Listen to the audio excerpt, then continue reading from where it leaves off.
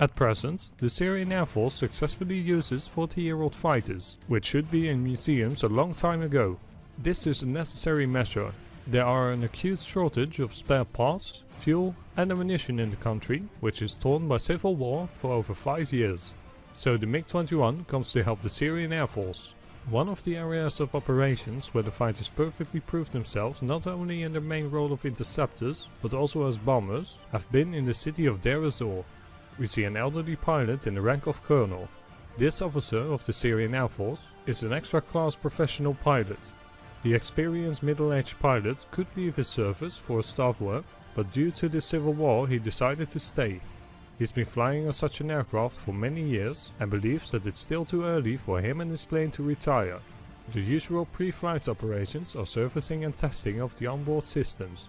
There's a minimum of avionics, only a full manual control. The pilot before flying traditionally examines and touches the fuel lodge and the wings with his arms. Today, the Syrian pilots have a lack of ammunition, so they have to make their own bombs in small workshops. The main body of the bomb has visible traces of rust and uneven welding, but in general they work. The numbers of flights is limited, not only due to the state of the equipment, but also to the lack of fuel and explosives. The aircraft are capable of performing spot bombings, since they're flying below 2000 meters, and this is the SAM envelope of terrorists. Soviet equipment, which has been developed more than 50 years ago, is still successfully carrying out its tasks. This fact demonstrates excellent quality, easy maintenance and reliability, which has been provided by the Soviet military industry in the 60s.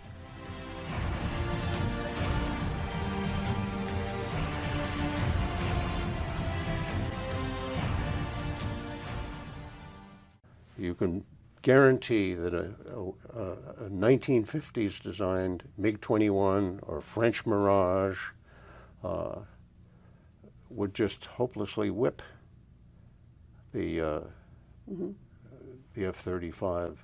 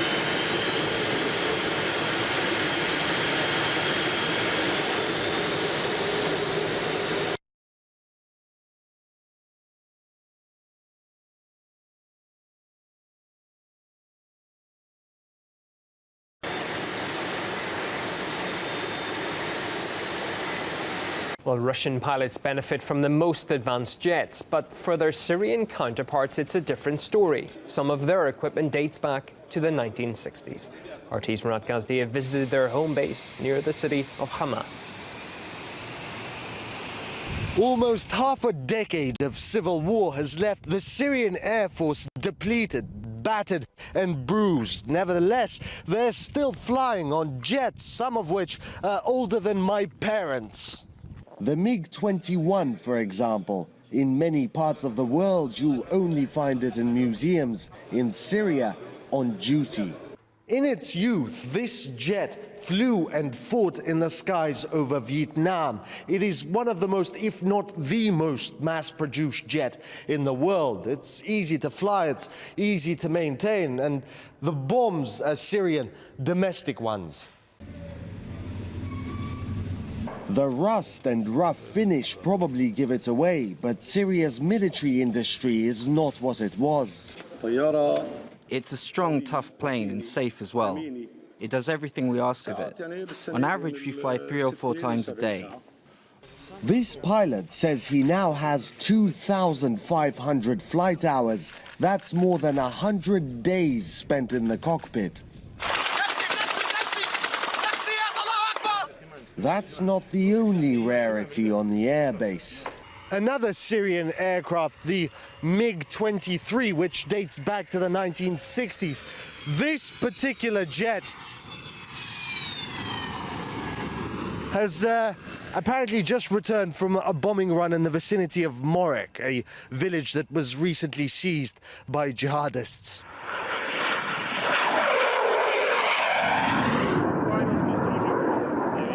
One thing they don't seem to be short on is enthusiasm. We are on full combat alert and carry out orders day or night. The pilots even compete to fly on missions. Near the hangars, we found what the locals call the Hell Cannon Graveyard, homemade artillery captured from the rebels. Where the Syrian Air Force is criticized for using imprecise weaponry, including barrel bombs, the rebels incite terror among civilians with the Hell Cannon. It fires gas cans packed with nails and explosives up to 5 kilometers away, with little by way of accuracy.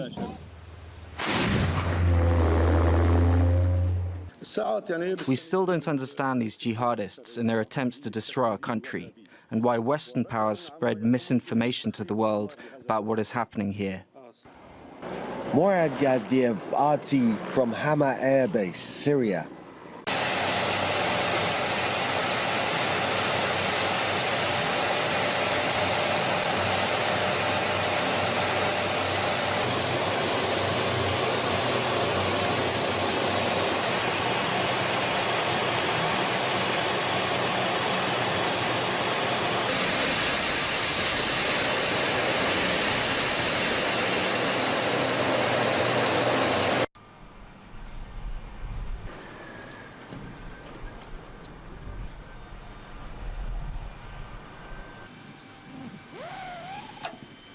Namaste.